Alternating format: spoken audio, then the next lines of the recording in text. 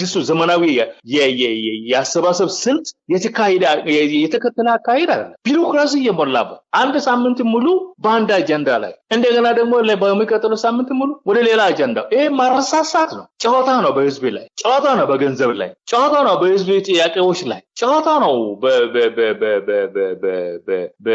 በፓርቲው እንትን ላይ። ስለዚህ ይሄ በደንብ 4 ዓመት ሙሉ እንግዲህ የአንድ ጎረምሳ እድሜ ነው እነሱ በ4 ዓመት ውስጥ የተነሱት ሴራና እንዴት አድርጎ እንደሚሰሩ ያደረጉት ጉዳይ ነው። የኢትዮጵያ ህዝብ ግን እንደኔ ግምት ታጣሪዎች መሆናቸው ተረድቶ ይሄንን ረግጦ ይሄንን አካይደው ራሱ ረግጦ ቢወጡ is fine። ምክንያቱም ከዚህ ወብጮ ውስጥ የሚወጣ ዱቄት የለም። ይሄ ሰውየው ካልተወገደ በኢትዮጵያ ውስጥ ዩኒቨርሳል የሆነ ሁሉም አሳታፊ የሆነ መንግስት ሊመጣ አይችልም። we have to know it። ይሄ ማወቅ መቻል አለብን። ከዚህ ደግሞ መማር አለብን። ቀላል አይመስለን። ምን አይነት ሞድ እንደሆነ በደንብ አንደርስታንድ ካላደረግንና የወደፊት ኢጣ ገማችን ምን እንደሆነ ካሁኑ ካልተረዳን እና ካሁኑ ካልተዋበርነን በጣም አስቸጋሪ ነው። በጣም ለምንበታት ነው። ምክንያቱም እኚህ ሰዎች ቀላል ሰዎች አይደለም። ተንኮላቸው ተንኮል አይደለም እና አሁን በገንዘብ ላይ የሚያደርጉት ጨዋታ ሌላ ሪዝሰን ቢመጣ እንደዛ አይነት ጨዋታ ነው የሚያደርጉት። ገንዘብ እንደዋ ነው የሚረጩት። የህዝብ ገንዘብ ልማት ተብሎ የዳ ልጆች ናቸው። እናቃቸዋለን አይደለም እንዴ? የዳ ልጆች አይደሉም እንዴ? ከጂ ወደ ሀብ የሚተዳደሩ የዳ ልጆች አይደሉም አሁን ስልጣን ላይ ወጥተው በህዝብ ገንዘብ ላይ የሚጫወቱ። ስለዚህ የኢትዮጵያ ህዝብ ደቡብ ምዕራብ ኢትዮጵያ፣ ጋምቤላ፣ ቤኒሻንጉል፣ አፋር አሁን የመጣ ነው። አዲስ አበባ፣ ድሬዳዋ እና ሐረሪ ውይይቶች ጀምረዋል። አገር ቤት ሊነግር አልችልም። ሁሉም ተነስቷል። ምክንያቱም አሁን ያለው ጨዋታ የብልጽግና ጨዋታ በአንድ ግሩፕ ብቻ ሊወጣ አይችልም። ምክንያቱም 3ቱ ግሩፖች ተስማምቶ አገሩ ማዳን የሚችሉበት መንገድ ሩቅ ነው። ያ እስከሆነ ጊዜ ድረስ ሌሎቹ ለምን ቆመው ይጠብቃሉ? ስልጣን ለመያዝ አይደለም፣ አገሪቱ ለማዳን ነው። አገሪቱ ደግሞ እንዴት አድርገን እናድነዋለን የሚለው አጀንዳ በኋላ ደግሞ እንደ አገር አጀንዳ ሆኖ የሚመጣበት ጊዜ ሩቅ አይደለም። it's just very close። እና እንደዚህ አይነት አካሄድ አሁን ተጀምሯል። አፈ ሞልቼ ልናገር እንጂ ችግሩ ነው ጫፍ ላይ ወጥቶ አሁን ይሄ ሁሉ ስብስብ የተፈጠረው እና ስብስቡ እንደዚህ የተያያዘ ነው። the next phase እንግዲህ ከሌሎቹ ጋር እንዴት አድርገን ነው ማቀናጀት የምንችል? ሌሎቹ እንዴት አድርገን ነው ወደ ህዝባዊ መድረክ ልናመጣቸው የምንችል ሁኔታ ይመጣል እና ይሄ ነው እንግዲህ በቆሜ ጠብቅ ዘንድ ያለው እንቅስቃሴ። ቆሜ ጠብቅ ሲል እንግዲህ እንደነዚህ የመሳሰሉት ግሩፖች ናቸው፣ ቆሜ ጠብቆች ናቸው። ምክንያቱም ብዙ ጊዜ ከዘመናት እስከ ዘመናት ብዙ ጊዜ የሚሰጣቸው ስለሆነ በኢትዮጵያ መድረክ ላይ ብዙ ጊዜ ተሳትፎ ኖሮ ወይም እንትን አድርጎ የሆኑበት ጊዜ የለም። አሁን ጊዜው ነው። አገር የማዳን ጊዜ ነው። ዜጎች እስከሆኑ ጊዜ ድረስ በዜግነታቸው እንትናቸው ማውጣት አለባቸው፣ የዜግነት ግዴታቸው ማውጣት አለባቸው ብለን ነው የተነሳ ነው። ጤናስጥልን የተከበራችሁ የብሬዲዮ ቤተሰቦችና አድማጮች፣ በወቅታዊ ጉዳይ እንድንወያይ የኢትዮጵያ ሀገር አድን ንቅናቄ የደቡብ ምዕራብ ኢትዮጵያ የተለያዩ ብሔር ድርጅቶች በጋራ ያቋቋሙት ንቅናቄ የምክትል ሊቀመንበርና የፖለቲካ ጉዳይ ኃላፊ ኢንጂነር ኦባንግ ኡማን ጋር እየተወያየን እንቆያለን ባለው ሀገራዊ ወቅታዊ ሁኔታ። የፕሮግራሙ አዘጋጅ ሀብታሙ አሰፋ ነኝ። እስከ ውይይታችን ፍጻሜ አብራችሁ እንድትቆዩ በአክብሮት እንጋብዛለን። ጤናስጥልን ኦባንግ፣ እንደምሰነበት እንኳን በድጋሚ ተገናኘን። ደህና አለን መስገን ሀብታሙ፣ እንኳን ዛሬ ተገናኘን እንደገና። ኦባንግ፣ እንግዲህ በተለይ ያው የተለያዩ ብሔር ብሔረሰቦችን ተወካዮች ይዘን ኢትዮጵያ እየመከረች ነው ይባላል። አዲስ አበባ ላይ ያው የምክክር ኮሚሽን የተባለው የ4 ዓመት ድራማ የሚታወቅ ነው። ይሄንኑ የኦሮሞ ብልጽግና ፓርቲ በበላይነት የተቆጣጠረውን አጀንዳ ለማስፈጸም የሚደረጉ እንቅስቃሴዎችና በሀገሪቱ ያለው ተጨባጭ ሁኔታ ደግሞ በጦርነት ላይ ጦርነት ለመጨመር እንግዲህ በአማራ ሕዝብ ላይ በቀጥታ ከተከፈተው ጦርነት ኦሮሚያ ክልል ዛሬም ከኦነግ ጋር ይደረጋል ከሚባለው ጦርነት በተጨማሪ ከትግራይ ጋርም ተጨማሪ ጦርነት ለማድረግ ዝግጅት እየተደረገ ነውና በዚህ ሁኔታ ውስጥ ኢትዮጵያ መክራ ምን ውጤት ነው የሚገኘው? ሂደቱን እናንተስ እየተከታተላችሁ ነው ወይ? እንግዲህ እኛ ከመጀመሪያ እንትን ብለናል። ዛሬ እንዲህ ነው ብለን መናገር ምንለው ሌላ ልዩ ነገር የለም። ይህ ምክክር ኮሚሽን አጀንዳዎቹ ራሳቸው ሲቀረሱ የፈጀባቸው ጊዜ ራሱ የኢትዮጵያን ሁኔታ የሚገልጽ የአጀንዳ አፈላለክ ኢዴታ 4 አመት ሙሉ የፈጀ የአጀንዳ መሰብሰብ ይሄ ማለት የትም አገር ተደርጎ የማይታወቅ ኢትዮጵያ ብቻ ነው እንደዚህ አይነት የቢሮክራሲ አሰራር እንትን ያለ እና እኔን ራሱ አጀንዳዎቹ ሲሰበሰቡ የተሰበሰቡ አጀንዳዎች ራሳቸው የኢትዮጵያ ሁኔታ የሚገልጹና የኢትዮጵያ ችግርን ሊቀርፉ የሚችሉ አጀንዳዎች አሉ። የኢትዮጵያ ህዝብ ደግሞ በዚህ እነዚህ አጀንዳዎች ችግራቸው በዚህ ሊወክሉ አይችሉም ብዬ ነው እኔ ወይም ከዚህ በፊት ተናገር እና ከዚህ ውጤት ይጠብቃል ምን አይነት ውጤት ይጠብቃል የሚለው ነገር ምንም የሚጠበቅ ነገር ውጤት የለም ምንም ምክንያቱ አጀንዳዎቹ ራሳቸው ከየት ወዴት ምን አቺቭ ለማድረግ እንደሚፈልግ የሚታይ ነገር የለም አካሄዳቸው አሁን ያለው አካሄድ ራሱ ይሄ 4000 ህዝብ ለአንድ ወር ሁሉ ማሰባሰብ የኢትዮጵያ ሁኔታ ንግሌት ተደርጎ ኢትዮጵያ አሁን ያለችበት ሁኔታ ናቃል እንኳን አንድ ወር አንድ ቀን ራሱ እንደዚህ የመሰለ 4000 ህዝብ ያለው ማሰባሰብና ወጪ እንደዚህ ማውጣት ማለት በጣም ትልቅ እንትን ነው የትም ተደርጎ አይታወቅም የትኛው ሀገር ነው እንግዲህ ለአንድ ወር ሙሉ ህዝብን ጠርቶ እንትን ያደረገው ይሄ ኮርስ ነው ይሄ ማለት ብልጽግናው ክሬት ያደረገውና የራሱን ህዝብ ለማሳመን የፈጠረው ነገር ነው ስታየው አሁን ራሱ የፖለቲካ አካሄድ አይደለም ዛጋ አሁን ያለ አካሄዳቸው የፖለቲካ አካሄድ አይደለም ያ የአንድ መስሪያ ቤት ወይም የአንድ ሲቪክ ኦርጋናይዜሽን አፕሮች ነው አሁን ያለ ምክንያቱም ሲቪክ ኦርጋናይዜሽን ብዙ ጊዜ እኔ እንዳየሁት ከሆነ ብዙ ኤንጂኦስ ስብሰባዎች በሚጠሩበት ጊዜ ሰው ሁኔታዎችን በደንብ እንዲበላሉ ወይም ሰብጀክቱ እንትኖቹ ጥያቄዎቹ በደንብ እንትን እንዲሆኑ ሰው እንደ ልቡ እንዲናገርና እንዲተነፈስ የሚያደርጉት ነገር ምንድነው ሰው ሸንሽኖ እንትን በግሩፕ ሸንሽኖ እንትን ያደርጋል ፖለቲካሊ ግን እንደዛ አይደለም ምክንያቱም የፖለቲካ አካሄድና የሲቪክ ኦርጋናይዜሽን አጀንዳዎችን ከአቀራረሳቸው ጀምሮ እስከ አካሄዳቸው የተለያዩ ናቸው የፖለቲካ መማማር ነው ጉዳዮችን በመድረክ ላይ ማሻሻል ነው ሐሳቦችን በጉዳዩ ላይ በመድረክ ላይ ማንሸራሸር ነው በዛው እንግዲህ በሚነሱ ጥያቄዎቹ ማንኛው ሰው ሌላው የሚናገረው ሰው ባይነው ይያይ የራሱ የቦዲ ቋንቋ የንግግሩ አካይ ሁለተኛ ንግግር ምን መሆኑ የሚማማርበት መድረክ ነው እንጂ እንደዛ የመሰለ ሰዎችን አከፋፍሎ ሸንሽኖ እንደ ቅርጫ ሰዎችን ማከፋፈል ማለት ያ የማሳመን ስልትና ሐሳቦችን እንዲበታተኑ ለማድረግ እንትን ሌላ አፕሮች ቢሆንም የራሱ ሰው ነው ምክንያቱም አምኔታ ስለሌላቸው በውስጣቸው ያችን አምኔታ መልሶ የራሳቸው አምኔታ ቢልድ ለማድረግ የሚያደርጉት አካሄድ ራሱ እኔ ሳይሆን ሲገመግሙ እጅግ በጣም ከፖለቲካ ጋር የተራራቀ አካሄድ መሆኑን አውሳን የትኛውም ነው እንግዲህ አንዱን ከብልጽግና ውጪ የሆኑትን ተጠርጦ የመጡ ሰዎችን እንዴት አድርገው ሐሳባቸውን እንትን ማድረግ የሚችሉ ምንም እንትን መማማር የሚባል ነገር መሻሻል የሚባል ነገር የለም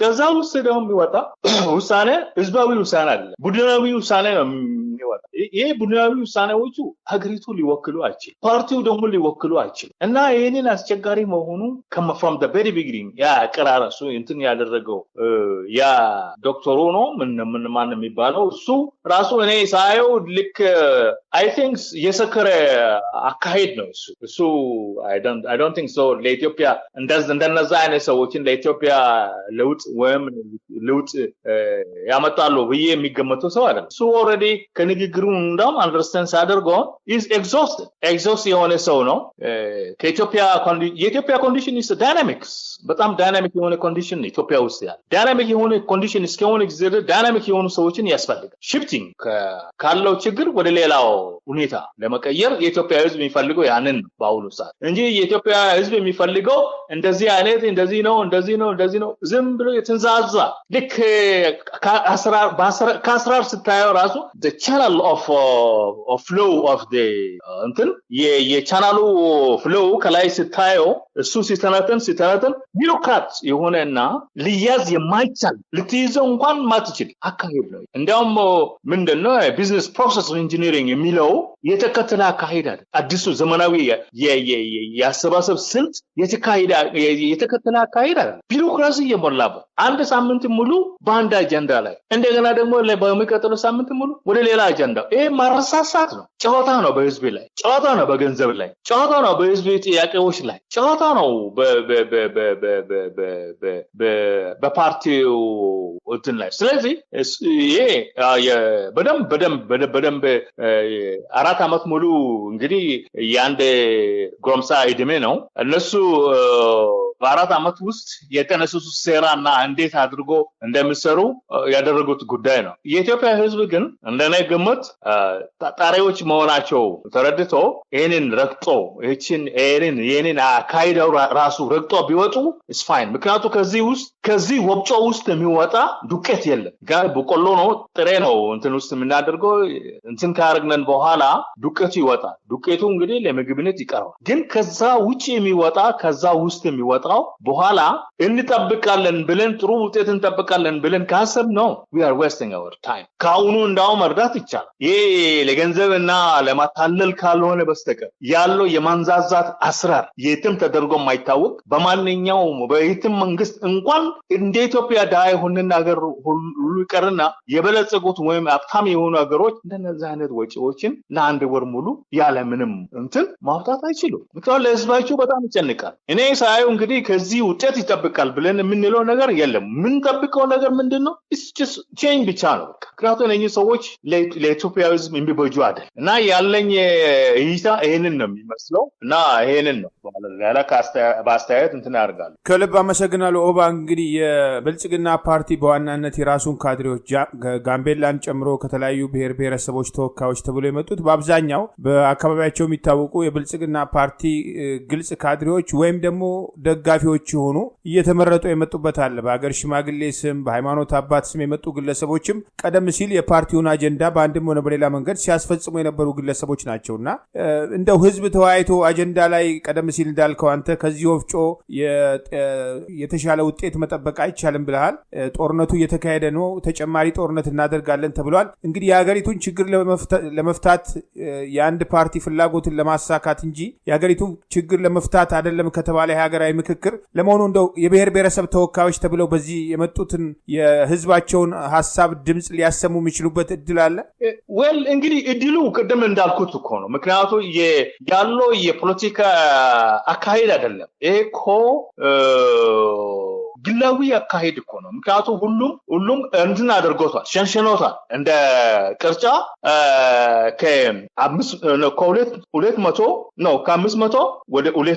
ከ200 ወደ ስንት ነው? ወደ 5 የሆኑትን የህዝብ ሸንሽና አድርጎታል። ያ ማለት እኮ የመጀመሪያ ሙከራቸው በ500 ነው የሞከሩ። 500 ሰዎችን እንዴት አድርገን ሐሳባቸውን በደንብ ማየት የምንችለው? በ500 ሰዎች ውስጥ የተለያዩትን የሚነሱ ጥያቄዎች ካሉ ምክንያቱም የሚነሱ ጥያቄዎች የሀገሪቱ ሁኔታ ሊገልጹ የሚችሉ ጥያቄዎች ናቸው እንጂ ሙያዊ የሆኑ የጥያቄዎችን እንትን አይደል። እሱ በዚህ እንግዲህ ሲያዩት እንደገና ወደ 200 አደረጉት። 200 ሰዎችን ሙከራ ሲያደርጉት የ200 ሰዎችን ጥያቄ እንትን ሲሆንባቸው እንደገና ሸንሽነው ወደ ትንሽ እስከ 5 ሰዎች ድረስ ደርሷል። ይሄ ማለት እኮ የረቀቀ የተንኮል አስተሳሰብ እኮ። ምክንያቱም የሚወጡት ጥያቄዎች ቅድም እንዳልኩት ዩኒቨርሳል የሆነ መድረክ እንዳይኖር ያንዳንዱ ተንፍሶ የሚናገረው በሌላ እንዳይደገፍ እነሱ ብቻ የሚፈልጉትን አጀንዳን ለማሳካት እንዲችሉት እና ነገሮችን እንዲበተኑ ለማድረግ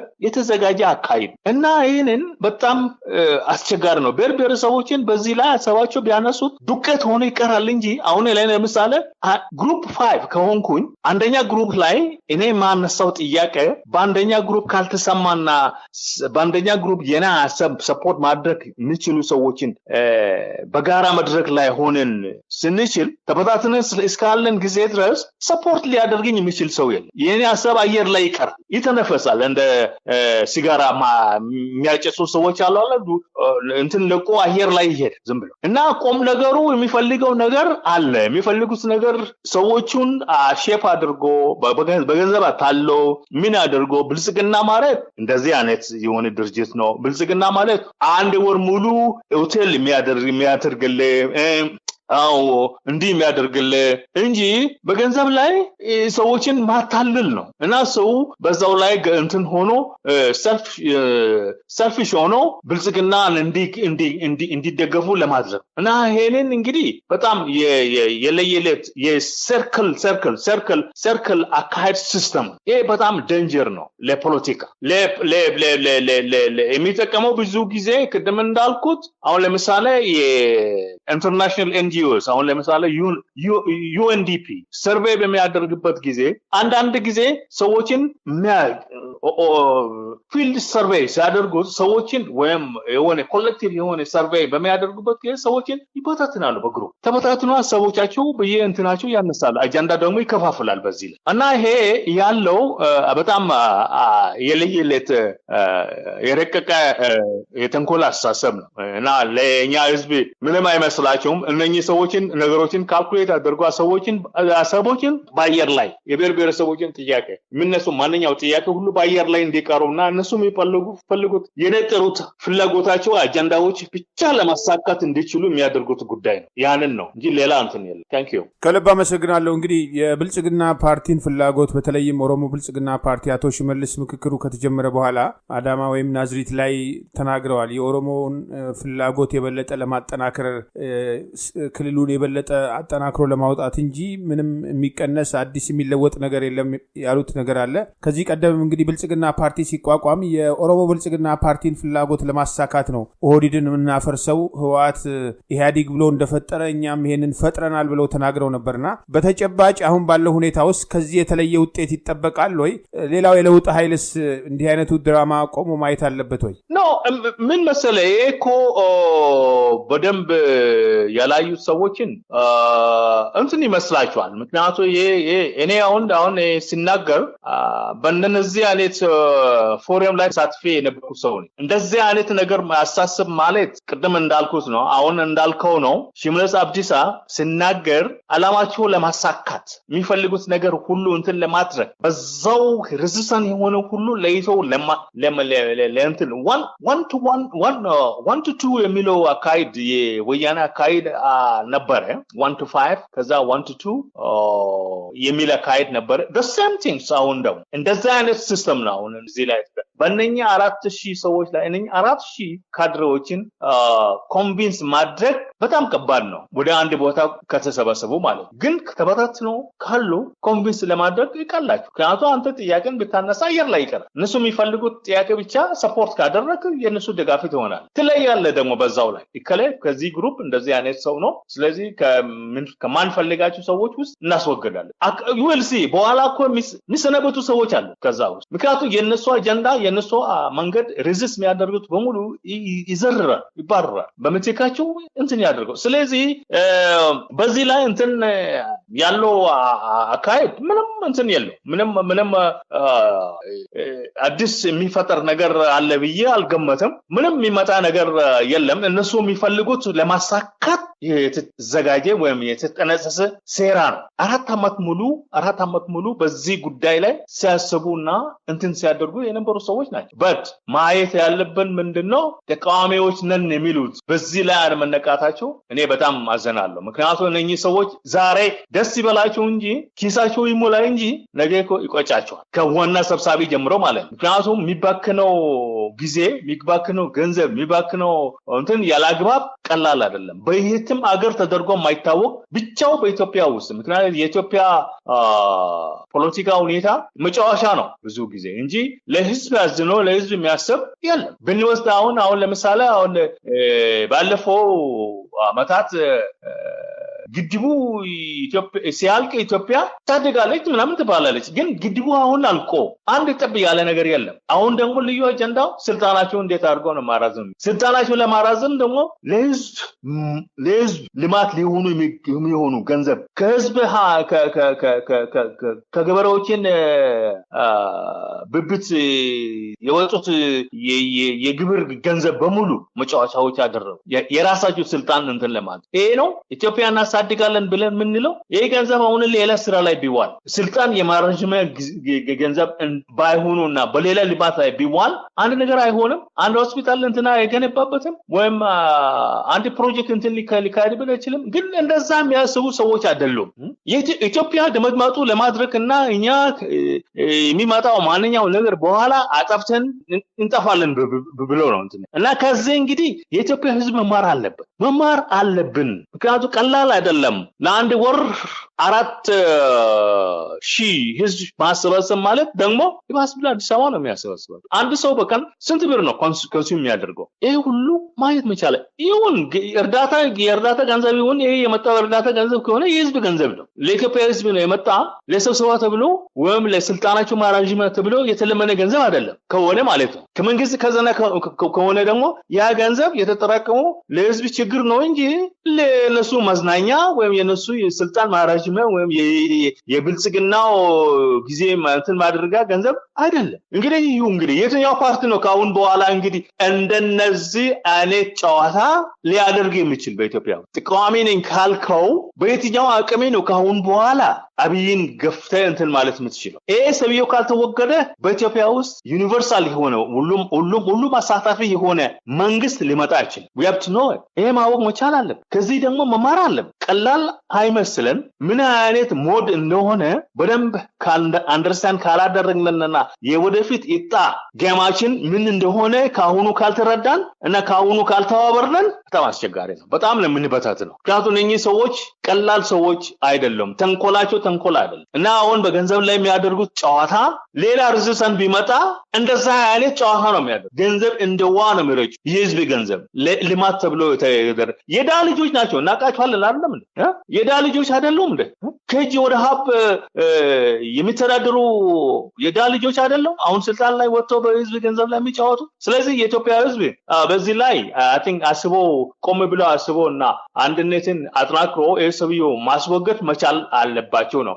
በርግጥ እንትኖቹ እንዳልከው አሉ የተጀማመሩ ሁኔታዎች አሉ። እነዚህ እንግዲህ ማተናከር ነው እና አሁን ያለው ሂደቶች በጣም አስቸጋሪዎችና ማየት የሚገባን ጉዳዮች ናቸው። ሲሪየስሊ እንደ ዜጎች እና እንደ ለውጥ ፈላጊ ከሆነ አለዛ ኢትዮጵያ የሚኖራት ፋንታ በጣም አስቸጋሪ እና ያለን እኔን ነው የሚመስለኝ። ታንኪዩ ከልብ አመሰግናለሁ ኦባንግ። ሌላው እንግዲህ ጠቅሰዋል። ያው በርግጥ ተለጣፊ የሆኑ ተቃዋሚዎች ያው የብልጽግናን አጀንዳ ለማስፈጸም እየተንቀሳቀሱ ነው። ያው አብይ ፕሬዚዳንት ለመባል እነሱ የሚፈልጉትን አጀንዳ ለማስፈጸም እንዲህ አይነቱ የስሙላ ምክክር ሲደረግ በተቃራኒ ደግሞ ለውጥ ኃይሉ በኩል ምን እንቅስቃሴ ይደረጋል? በአንድ በኩል የትግራይና የኤርትራ ኃይሎች ትብብር ጽምዶ በሚል ያው አገዛዙ በአንድም ሆነ በሌላ መንገድ የሚያቀርበው ክስ አለ። በኤርትራ በኩል ለተባበሩት መንግስታት ድርጅት የተሰጠ ምላሽ አለ። ይሄ የህዝብ ለህዝብ ትብብር ነው፣ እነሱ እንደሚሉት የጠመንጃ ትብብር አይደለም የሚል ምላሽ እየተሰጠ ያለበት ሂደት አለ። በሌላ በኩል ፋኖና ሌሎችም ኃይሎች ያሉበት እንቅስቃሴ አለና የለውጥ ኃይሉ በሚገባው ደረጃ ትብብሩን ወደፊት ለማምጣት ይችላል ወይ? ወል እንግዲህ ይሄ ነው ብዬ መናገር አልችልም። ግን የኢትዮጵያ ህዝብ አይ ቲንክ they are not እንትን አይደለም። ምክንያቱም አሁን በቀደም እንዳልኩት የኢትዮጵያ ህዝብ ፊቱ ወደ ለውጥ አዞሮ ለውጡ እንግዲህ እንደምታውቁት 4 ኪሎን ያለው ሙቭ ለማድረግ በመረበረብ ላይ ያሉ ተበታትነው ቢሆኑ እንኳን አጀንዳቸው ደሴም ነው። ግን የቲፒኤልኤፍ እንትን ብታይ ሰው ፊቱ ወደ አዲስ አበባ ዞሮ እነሱ ሄዳቸው ደግሞ ወዴት የሚያዘዙ ወደ ኋላ ነው የሚያዘው። ምክንያቱም እነሱ ለትግራይ ህዝብ የሚሆኑ ሰዎች አይደሉም። ለትግራይ ህዝብ የሚያስቡ ሰዎች አይደሉም። ለውጡ በደንብ አንደርስታንድ አድርጎ ያስፈልጋል ብሎ የሚገመቱ ሰዎች አይደሉም። በጭንቅላታቸው ላይ ያለው ያው ኤግዞስት የሆነ የአመለካከት ሁኔታው ካላሻሻለውና እንትን ካላደረጉት አይ ቲንክ በኢትዮጵያ ትብብር ውስጥ የሚገቡ አይመስልም። ምክንያቱም እነሱ በጣም አስቸጋሪዎች ናቸው። አሁን ከኤርትራ ጋር ክሬት ያደረጉት ጽምዶ የሚለው ድርጅት ምን እንደሚፈልጉ ጉዟቸው ከሄድ ወደ እስከ ዛሬ ድረስ እንዳም ያላቸው አካሄድ አይታወቅም። it's not clear። ነገሮችን ለማዘናጋት ወይም የአማራ ትግል ህዝባዊ እንዳይሆን ለማድረግ ካልሆነ በስተቀር ሳይቀድሙ እንቀደም የሚለው አስተሳሰብ ካልሆነ በስተቀር ለለውጡ ያላቸው አመለካከት በጣም አስቸጋሪ ነው። የኢትዮጵያ ህዝብ እንደዚህ አይነት መድረክ ላይ ወጥቶ መናገር የማይፈልጉት እንደዚህ አይነት ደግሞ መፈላለግ የማይፈልጉ ጠብቆ በቃ እኛ ካለኛ እንትን እናደርጋለን የሚል አመለካከት ካልሆነ በስተቀር የኢትዮጵያ አንድነት የሚበጁ አይመስልኝም እና አሁን ያለው በርግጥ እንዲህ ነው ብዬ መናገር አልችልም። ዝግጅቶች አሉ። አሁን ለምሳሌ ለመጥቀስ ያህል ካስፈለገ ሶማሌ፣ ደቡብ ምዕራብ ኢትዮጵያ፣ ጋምቤላ፣ ቤኒሻንጉል፣ አፋር አሁን የመጣ ነው። አዲስ አበባ፣ ድሬዳዋ እና ሐረሪ ውይይቶች ጀምረዋል። እነኚህ አንደኛ ከቲፒኤልኤፍ የነጠሉት የኢትዮጵያ ዜጎች ናቸው። ሁለተኛ ከሆላ ነፃ የሆኑት ዜጎች ናቸው። ሶስተኛ ከፋኖ ነፃ የሆኑት ግሩፖች ናቸው። ኢትዮጵያውያን ናቸው። አጀንዳችን ምንድነው?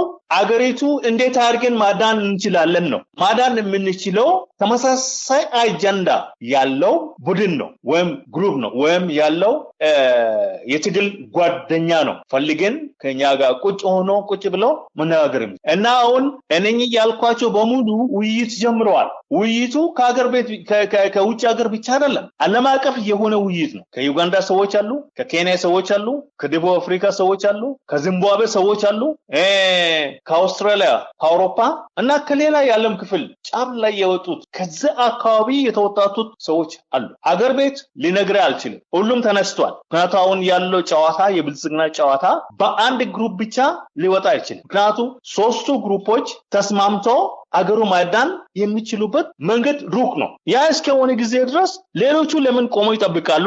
ስልጣን ለመያዝ አይደለም፣ አገሪቱ ለማዳን ነው። አገሪቱ ደግሞ እንዴት አድርገን እናድነዋለን የሚለው አጀንዳ በኋላ ደግሞ እንደ አገር አጀንዳ ሆኖ የሚመጣበት ጊዜ ሩቅ አይደለም። it's just very close እና እንደዚህ አይነት አካሄድ አሁን ተጀምሯል። አፈ ሞልቼ ልናገር እንጂ ችግሩ ነው ጫፍ ላይ ወጥቶ አሁን ይሄ ሁሉ ስብስብ የተፈጠረው እና ስብስቡ እንደዚህ የተያያዘ ነው እንጂ ሪዘርቭ የሆነ ሁሉም አቀፍ ሊሆን የሚችል ነገር ገና ክሬት አልሆነም። ይሄን ሊመጣ የሚችል ምንድን ሁሉም አንድ ቦታ ሲሰበሰቡና በእኩልነት እና በአንድነት ላይ የተመሰረተ የንግግር ሁኔታዎችን ሲፈጠር ወይም መድረኮች ሲፈጠሩ ነው ምን እናድርግ የሚለው ነገር ሊመጣ የሚችል።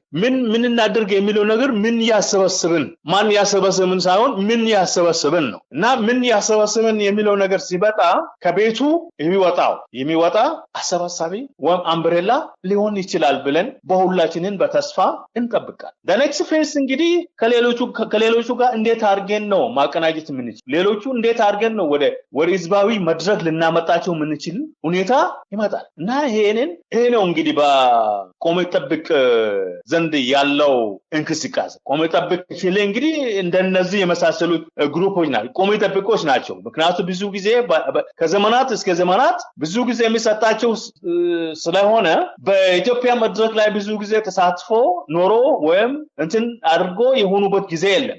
አሁን ጊዜው ነው፣ አገር የማዳን ጊዜ ነው። ዜጎች እስከሆኑ ጊዜ ድረስ በዜግነታቸው እንትናቸው ማውጣት አለባቸው፣ የዜግነት ግዴታቸው ማውጣት አለባቸው ብለን ነው የተነሳ ነው እና ይሄንን ነው የሚመስለን እና ለወደፊት እንግዲህ ብዙ ነገር አገሪቱ አሁን ያለችበት ማማ አይተናል እና ይሄንን ነው የሚመስለው። ታንክ ዩ ከልብ አመሰግናለሁ። ኢንጂነር ኦባንግ ጉማን የኢትዮጵያ ሀገር አድን ንቅናቄ ምክትል ሊቀመንበርና የፖለቲካ ጉዳይ ኃላፊ። ወደፊትም በሌሎች ወቅታዊ ጉዳዮች እንወያያለን። ለነበረን ቆይታ እግዚአብሔር ይስጥልን። መልካም ቀሪ ጊዜ ይሁንልህ። ታንክ ዩ እንግዲህ ያው ላንተም ጨምሮ አሜን። ክቡራን የህብር ሬዲዮ ቤተሰቦችና አድማጮች ስታደምጡ ለቆያችሁ ምስጋናችን ይድረሳችሁ። የህብር ሬዲዮ ኦፊሻል የዩቲዩብ ቻናላችንን ሰብስክራይብ ያላደረጋችሁ ሰብስክራይብ በማድረግ በተጨማሪም የደውል ምልክቱን በመጫን የህብር ሬዲዮ ቤተሰብ እንድትቀላቀሉ በአክብሮት እንጋብዛለን። እንደ ወትሮ ሁሉ የህብር ሬዲዮ ቤተሰቦች ፕሮግራሞቻችንን ላይክ በማድረግ ሼር በማድረግ አስተያየቶቻችሁን በመስጠት አብሮነታችሁን እንድትገልጹ በአክብሮት እንጠይቃለን። በድጋሚ እናመሰግናለን። ጤና ይስጥልን። ቸር እንቆይ።